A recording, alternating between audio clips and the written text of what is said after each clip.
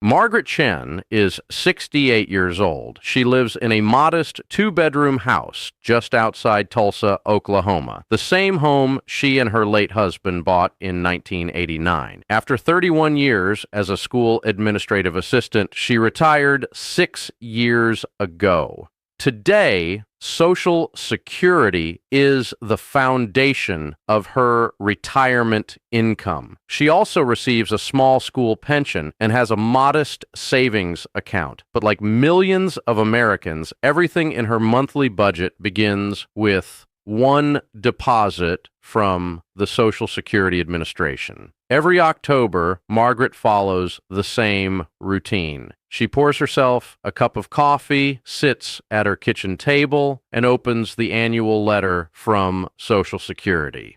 She looks for one number, the cost of living adjustment, or COLA. Last year, that number was 2.8%. She remembers feeling relieved. Grocery prices had climbed throughout the year. Utilities were becoming more expensive, and even routine errands seemed to cost more every month. An extra $56 per month sounded like welcome news. Then January arrived. Her first Social Security payment reflected the increase, but it was noticeably smaller than she expected. When she called Medicare, the explanation was simple. Her Medicare Part B premium had increased by nearly $18 per month. Margaret did the math while she was still on the phone. Nearly 1/3 of her Social Security increase had disappeared before the money ever reached her bank account. Later, she summed it up perfectly. It felt like they gave me money with one hand and quietly took part of it back with the other. Margaret's experience isn't unusual. Roughly 67 million Americans receive both Social Security and Medicare. Every year, millions experience the same sequence. A COLA increase announced in October, followed by a higher Medicare deduction that quietly reduces the actual increase they receive. Most people never see the calculation. They simply notice that the headline number doesn't match the deposit in their checking account. Now, in the middle of 2026, that story is beginning again. Early projections suggest the 2027 COLA could reach approximately 3.8%, the largest adjustment in several years. On the surface, that's encouraging, but the headline only tells half the story. The figure that ultimately matters isn't the percentage announced in October. It's the amount that actually arrives in your bank account after Medicare premiums have been deducted. That's what we're decoding today. I'm Michael Bennett. Welcome to Retirement Watch, the channel dedicated to helping seniors understand the programs and policies that shape retirement in America. Today, we'll break down the projected 2027 Social Security COLA, examine the latest inflation data, explain how the formula actually works, explore 20 years of Medicare Part B history, and estimate what today's projections could realistically mean for your monthly benefit beginning in January 2027. Before we look at the numbers, it's worth asking a simple question. Why does the COLA matter so much? For most retirees, Social Security isn't supplemental income. It's the financial foundation of retirement. According to the Social Security Administration, roughly half of retired beneficiaries receive at least 50% of their income from Social Security. About 1 in 4 depend on it for 90% or more of everything they live on. When policymakers discuss a difference between a 2.8% COLA and a 3.8% COLA, they aren't debating abstract percentages. They're talking about whether millions of retirees can absorb another increase in grocery bills, whether they can afford another prescription, whether they can pay a higher heating bill during the winter without cutting somewhere else. But here's something many Americans misunderstand. A COLA is not a raise. It's an inflation adjustment. Its purpose isn't to make retirees wealthier. It's designed to preserve purchasing power, to help benefits keep pace with rising prices. Ideally, after a COLA, you should be able to purchase roughly the same basket of goods and services as you could the year before. No better, no worse. Whether that actually happens is another question entirely. And that's where Medicare enters the picture. Before we examine the 2027 projection, let's first understand how the government calculates the COLA. Contrary to what many people believe, the annual adjustment isn't negotiated in Congress, approved by the president, or determined through political bargaining. It's automatic. Federal law specifies the formula. Every year, regardless of who controls Washington, the same calculation is performed. Think of it like a thermostat. A thermostat doesn't decide whether the room feels warm or cold. It measures temperature and follows a fixed rule. The COLA works the same way. It measures inflation using data collected by the Bureau of Labor Statistics and then applies a formula written directly into the Social Security Act. The measurement used is called the Consumer Price Index for urban wage earners and clerical workers, better known as the CPI-W. That name sounds technical, but the concept is straightforward. Imagine a shopping cart containing items Americans buy every month: groceries, gasoline, housing, medical care, transportation, utilities. The Bureau of Labor Statistics regularly measures how much that basket costs. When the overall cost rises, the CPI-W rises. When inflation slows, the CPI-W slows as well. Social Security doesn't use every month of data. Instead, it averages inflation during 3 specific months: July, August, September. Those 3 months are compared with the same 3-month period from the previous year. If prices have increased, Social Security benefits increase by the same percentage. If prices remain unchanged or fall, there is no COLA. Benefits never decrease because of this calculation. That timing is important. We're currently in the middle of 2026. The official measurement period hasn't even begun, which means no one, not Congress, not the White House, not the Social Security Administration, knows the final 2027 COLA today. Everything available right now is a projection based on current inflation trends. The final answer won't exist until the end of September. So what do those trends tell us? In April 2026, the CPI-W stood 3.9% above the previous year. 1 month later, it climbed to 4.4%. That's a significant increase in just 30 days. Analysts quickly identified the primary driver: energy. Oil prices surged following tensions involving Iran, pushing overall energy costs approximately 23.5% higher than 1 year earlier. Energy is one of the most volatile components of the inflation index. When gasoline, heating fuel, and electricity rise rapidly, they often pull the entire CPI-W upward. For retirees, those increases are especially painful. Someone earning a salary may absorb higher gasoline prices through future wage growth. A retiree living on a fixed monthly benefit doesn't have that flexibility. Every dollar spent on higher utility bills is a dollar unavailable for food, prescriptions, or housing. Based on today's data, the Senior Citizens League projects a 2027 COLA of approximately 3.8%. That estimate isn't official, but it comes from one of the country's most respected organizations tracking Social Security policy. It's built using the same inflation trends economists across the country are analyzing. Even Martha Shedden, co-founder of the National Association of Registered Social Security Analysts, recently noted that incoming inflation data increasingly points toward a larger COLA in 2027. A projected 3.8% adjustment would be meaningful.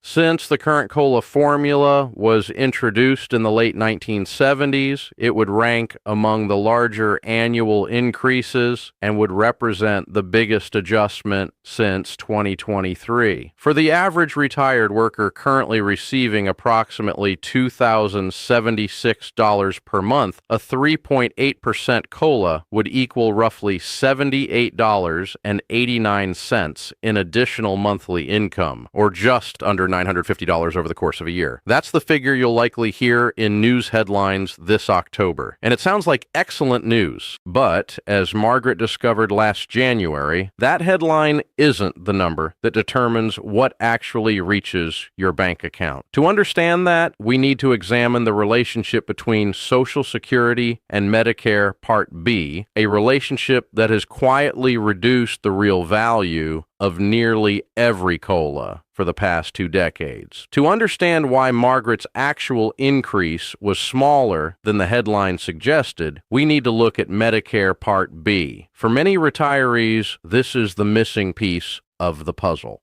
Medicare Part B covers outpatient medical care, including physician visits, laboratory tests, preventive services, outpatient procedures, and many other routine healthcare expenses. Unlike Medicare Part A, Part B requires beneficiaries to pay a monthly premium. Here's the important part. If you're receiving both Social Security and Medicare, which applies to roughly 67 million Americans, you don't receive a separate bill for that premium. Instead, it's automatically deducted from your Social Security payment before the money reaches your bank account. You never see the full benefit. You only receive what's left after Medicare has taken its share. Think of it like payroll deductions during your working years. Your employer may have increased your salary, but taxes reduce the amount that actually reached your paycheck. For retirees, Medicare Part B works in a similar way. When your Social Security benefit increases, your Medicare premium often increases at nearly the same time. The result is simple. The COLA announced in October is rarely the amount you ultimately keep. We don't need to speculate about this. We can simply examine what happened in 2026. The 2026 COLA was 2.8% for the average retired worker receiving about $2,015 per month. That translated into an increase of approximately $56.42 each month. That was the figure reported in most news stories. But Medicare Part B also increased. The standard monthly premium rose from $185 to $202.90. That's an increase of $17.90 every month. When you compare those two numbers, the picture changes dramatically. Nearly 1/3 of the average retiree's COLA disappeared because of the Medicare premium increase. More precisely, Medicare absorbed about 31.7% of the raise before beneficiaries ever saw the money. For Margaret, that wasn't an accounting exercise. It was real money that never reached her checking account. And for millions of retirees, the same pattern repeated itself. Unfortunately, this wasn't an unusual year. It reflects a much longer trend. Researchers at the Center for Retirement Research at Boston College have followed the relationship between Medicare premiums and Social Security benefits for years. Their findings are striking. In 2026, Medicare Part B premiums reached approximately 9.4% of the average Social Security retirement benefit, the highest share ever recorded. For retirees receiving relatively modest benefits, the burden is even heavier. After accounting for Medicare-related health care costs, some beneficiaries have barely half of their monthly Social Security income remaining to pay for housing, food, transportation, utilities, and every other household expense. That helps explain why so many retirees say their benefits don't seem to stretch as far as they once did. It's not simply perception. There is a measurable structural reason behind that experience. But the story becomes even more revealing when we step back and look at the past 20 years. Independent retirement researcher Mary Johnson analyzed Medicare Part B premiums alongside Social Security COLAs from 2005 through 2024. The results reveal a consistent pattern. During those 2 decades, Medicare Part B premiums increased by an average of 5.5% per year. Over that same period, Social Security COLAs averaged only 2.6% annually. In other words, Medicare premiums have grown more than twice as fast as the inflation adjustments intended to protect retirees' purchasing power. Imagine two runners starting side by side. One gains about 2.5 feet every second. The other gains more than 5. At first, the difference appears small, but year after year, the gap widens. That's exactly what's happened between Medicare premiums and Social Security adjustments. Each individual increase may seem manageable, but over 20 years, the cumulative effect becomes substantial. This is why many retirees feel that every new COLA provides temporary relief, only to see much of that relief gradually disappear. Economists sometimes describe this relationship as the COLA Catch-22.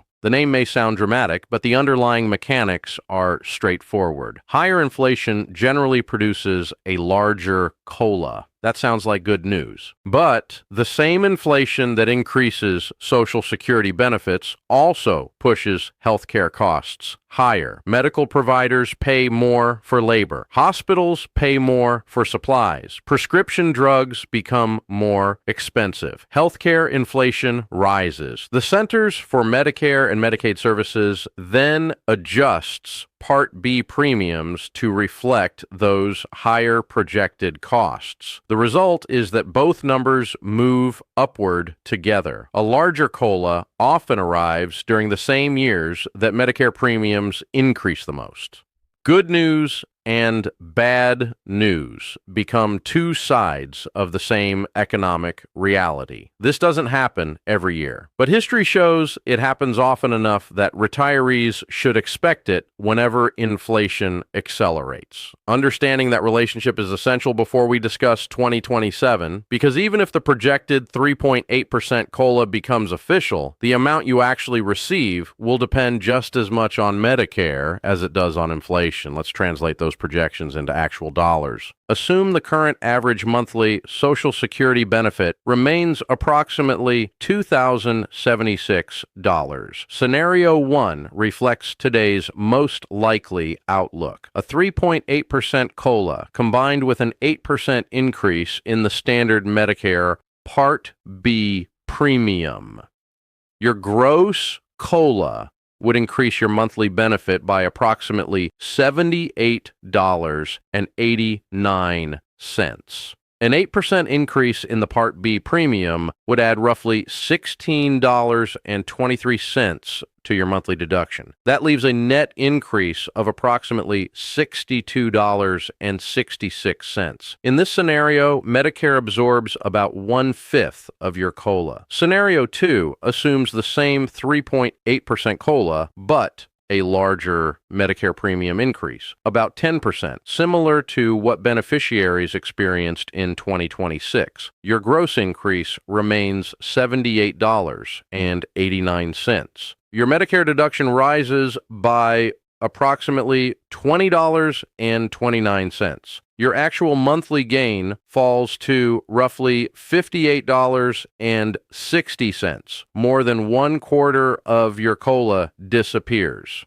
Scenario 3 assumes inflation moderates during the summer, reducing the final COLA to 2.8%, while Medicare premiums still increase by around 8%. Your gross increase falls to approximately $58.13. Subtract the same Medicare increase of $16.23, and the actual gain drops to roughly $41.90 per month. Nearly 30% of the increase is effectively offset. Notice something important. Across all three scenarios, the actual increase reaching your bank account ranges from about $42 to $63 per month, not the nearly $79 suggested by the projected headline. That's why retirees should pay close attention not only to the October COLA announcement, but also to the Medicare premium announcement that follows. Those two numbers must always be viewed together. Only then can you estimate what your monthly income will actually look like beginning in January. Now, let's look at who is most affected by this gap between the announced COLA and the amount that actually reaches a retiree's bank account. Not every beneficiary experiences it the same way. Lower income retirees generally feel the greatest impact. Many qualify for the hold harmless provision, which prevents a Medicare Part B premium increase from reducing their Social Security payment in dollar terms. That protection is valuable but limited. It prevents your benefit from going backward. It does not guarantee that your purchasing power improves. If groceries, utilities, and healthcare costs continue rising faster than your net increase, you can still lose ground financially. Long-term beneficiaries also face greater exposure. Someone who has relied on Social Security for 15 or 20 years has lived through the cumulative effect of Medicare premiums growing faster than COLAs. Research showing a decline in purchasing power since 2010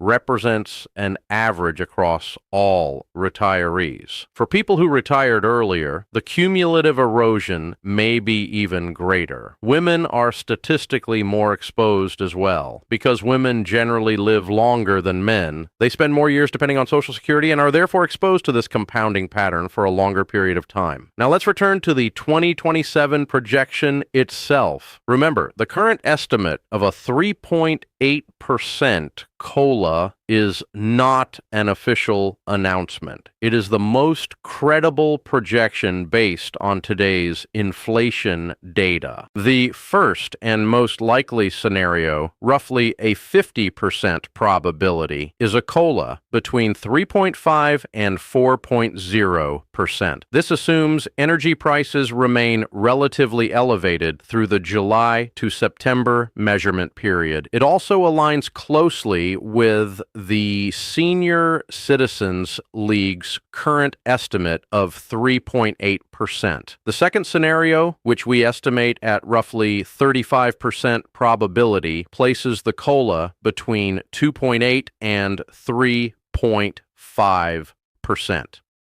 This could occur if inflation eases during the summer, particularly if energy markets stabilize following improvements in geopolitical conditions. The third scenario is less likely, but still possible. A COLA above 4.0% would probably require another surge in energy or food prices during the third quarter. Historically, adjustments above 4% have been relatively rare, occurring only a handful of times since the mid-1990s. Regardless of which scenario unfolds, the important point is that the official number will depend entirely on inflation during July, August, and September. Fortunately, you don't have to wait until October to understand where things are heading. Several scheduled government reports will gradually reveal the direction of the final COLA. In July 2026, the Bureau of Labor Statistics releases June inflation data, offering the first meaningful indication of conditions entering the measurement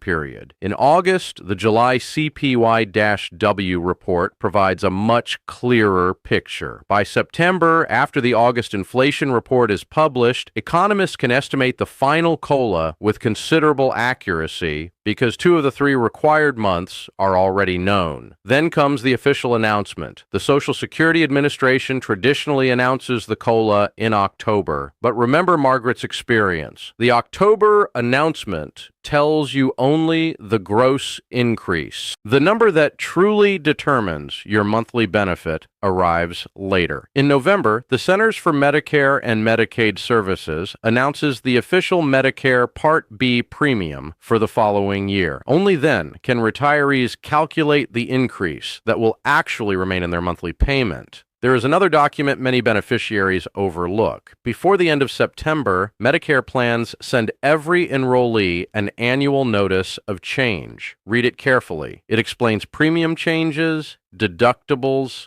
co-payments, and coverage adjustments for the coming year. Many retirees focus only on the COLA announcement while ignoring the document that explains why their health care costs may also be changing. Now let's discuss what you can do today. First, create or log into your My Social Security account. at ssa.gov/myaccount. The benefit estimator allows you to model different COLA scenarios using your own earnings history rather than relying on national averages. Second, review whether you may be subject to IRMAA, the income-related monthly adjustment amount. Higher income retirees pay additional Medicare premiums based on income reported 2 years earlier. For 2027, that determination will generally be based on your 2025 modified adjusted gross income. If your income declined because you retired, lost a spouse, or experienced another qualifying life event, you may be eligible to request a new determination. The required form is SSA 44, available directly through the Social Security Administration. Many retirees don't realize this option exists. Third, use the Medicare open enrollment period strategically. Once both the COLA and the Part B premium become official, visit medicare.gov/plan- compare to review your current coverage. Even small differences in premiums or out-of-pocket costs can make a meaningful difference over the course of a year.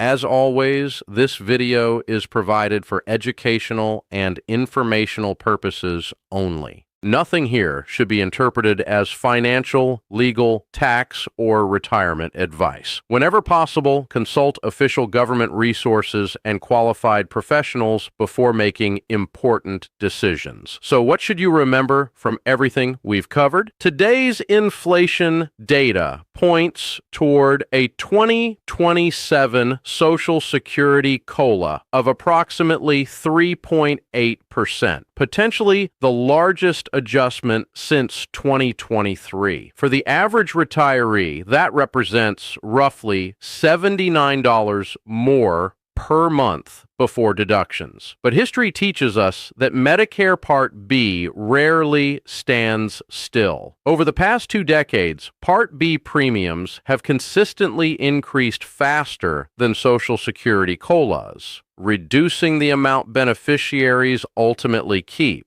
Based on today's projections, the average retiree is likely to receive a net increase of roughly $42 to $63 per month, depending on the final Medicare premium announced this fall. That's the number that deserves your attention. Not simply the COLA, but the COLA after Medicare. If you remember only one thing from today's discussion, let it be this. October tells you what Social Security plans to add. November tells you what you'll actually keep. We'll be here to break down both announcements as soon as they're released. If you found this explanation helpful, consider sharing it with someone who relies on Social Security. The more people understand how these two programs work together, the better prepared they'll be to plan for the year ahead. I'm Michael Bennett. This is Retirement Watch, helping seniors understand their benefits. Thank you for watching. And remember, the headline number is only the beginning. The number that matters is the one that reaches your bank account.